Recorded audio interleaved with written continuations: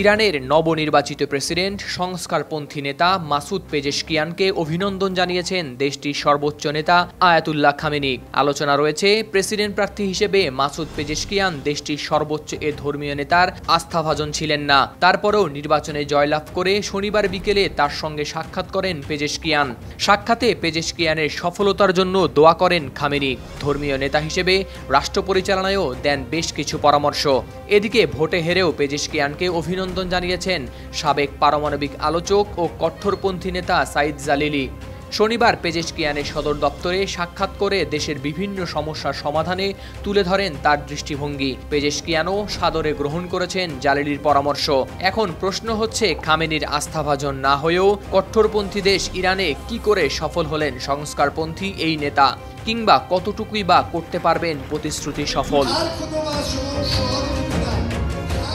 ৬৯ বছর বয়সী পেজেশকিয়ান একজন স্বল্প পরিচিত মধ্যপন্থী রাজনীতিবিদ। হৃদরোগের চিকিৎসক থেকে এখন তিনি দেশটির ১৪তম প্রেসিডেন্ট। মধ্যপ্রাচ্যের এই দেশটির নতুন প্রেসিডেন্টকে নিয়ে সাধারণ মানুষের মধ্যেও রয়েছে ব্যাপক আগ্রহ। আন্তর্জাতিক গণমাধ্যমগুলো বলছে, মিস্টার পেজেশকিয়ানকে ভোট দেওয়া অধিকাংশ মানুষই শহুরে মধ্যবিত্ত এবং তরুণ। তারা অতিষ্ঠ হয়ে পড়েছেন ইসলামপন্থী কিছু কিছু গোঁড়ামির কারণে।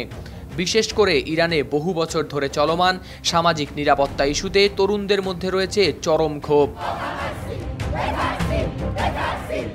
অপরদিকে কট্টরপন্থীদের ব্যাপক প্রচারণার মধ্যেও তিনি নারীর অধিকার, সামাজিক স্বাধীনতা ও অর্থনৈতিক সংস্কারের ঘোষণা দিয়ে অংশ নিয়েছিলেন এই নির্বাচনে। এ কারণেই ইরানের নারী ভোটারদের মধ্যে তার জনপ্রিয়তা বাড়তে থাকে।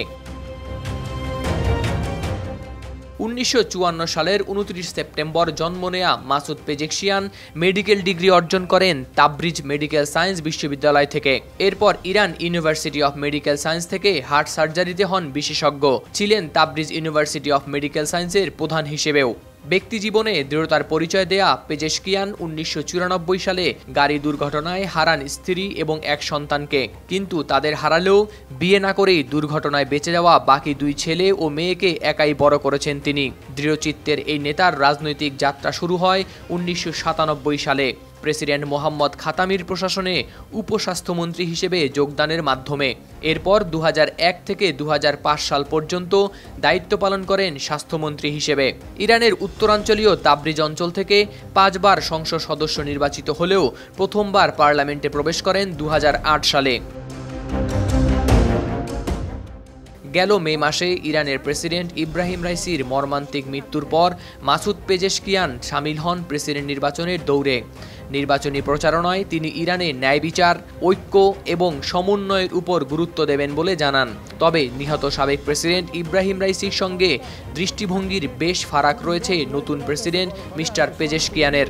এখন প্রশ্ন হচ্ছে, দ্বৈত শাসন ব্যবস্থার ইরান, যেখানে ক্ষমতার মূল কেন্দ্রে রয়েছেন ধর্মীয় ব্যক্তিত্বরা, সেখানে পেজেশকিয়ান কি করবেন আয়াতুল্লাহ আলী খামেনির প্রতি অনুগত হয়ে রাষ্ট্র পরিচালনা?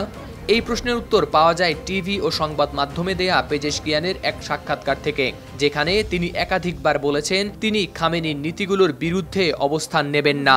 এছাড়া ধর্মীয় ব্যক্তিত্ব ও শক্তিশালী নিরাপত্তা বাহিনীর সঙ্গে পাল্লা দেওয়ার কোনো ইচ্ছাও নেই তার।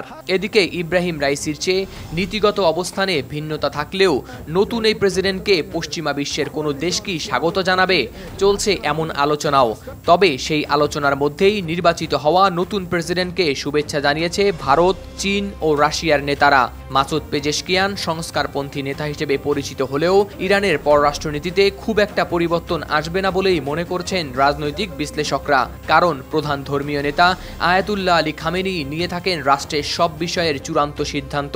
তবে প্রেসিডেন্ট চাইলে নীতি পরিবর্তনে রাখতে পারবেন প্রভাব। শুক্রবারের নির্বাচনে পেজেশকিয়ান ৫৩.৩% ভোট পেয়ে হারিয়েছেন নিকটতম প্রতিদ্বন্দ্বী মিস্টার জালিলিকে, যিনি পেয়েছেন ৪৪.৩% ভোট।